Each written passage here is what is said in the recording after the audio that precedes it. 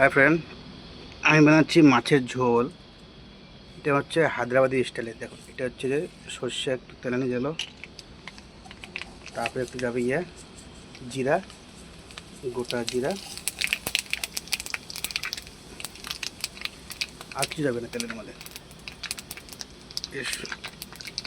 এর মধ্যে দিব পেঁয়াজ। পেঁয়াজটা একটু ভিজাও লাগে, কারণ এটা হায়দ্রাবাদি স্টাইলের মাছের ঝোল হবে।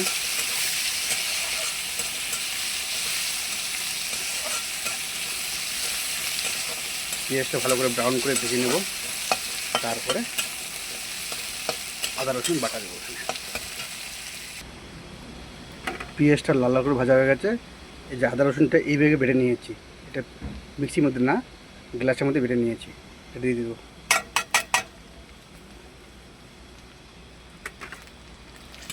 একটু ভাজা ভাজা করে নিয়ে তারপরে টমেটো দেবো এর মধ্যে।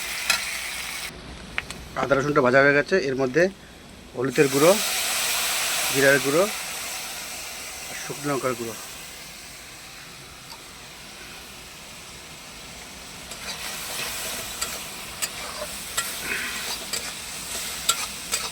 দেখতে পাচ্ছি।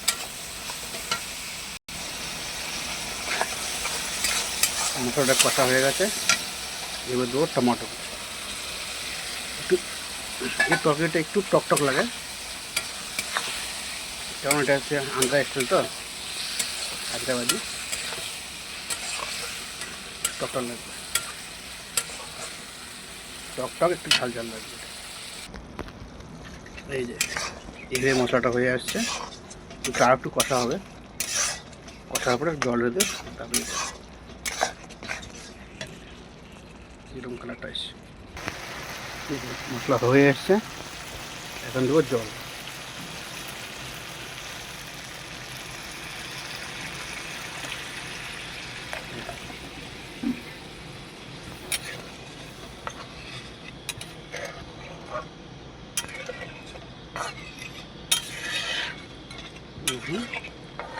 একটু ফুটলে মাছ ঢেলে দেবো।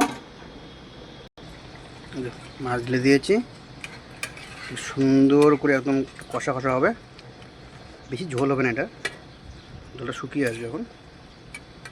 তারপর থেকে ধনিয়া পাতা, একটু ফিশ মশলা, বাস হয়ে গেল Hyderabadi style much.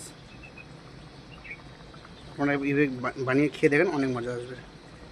By friend.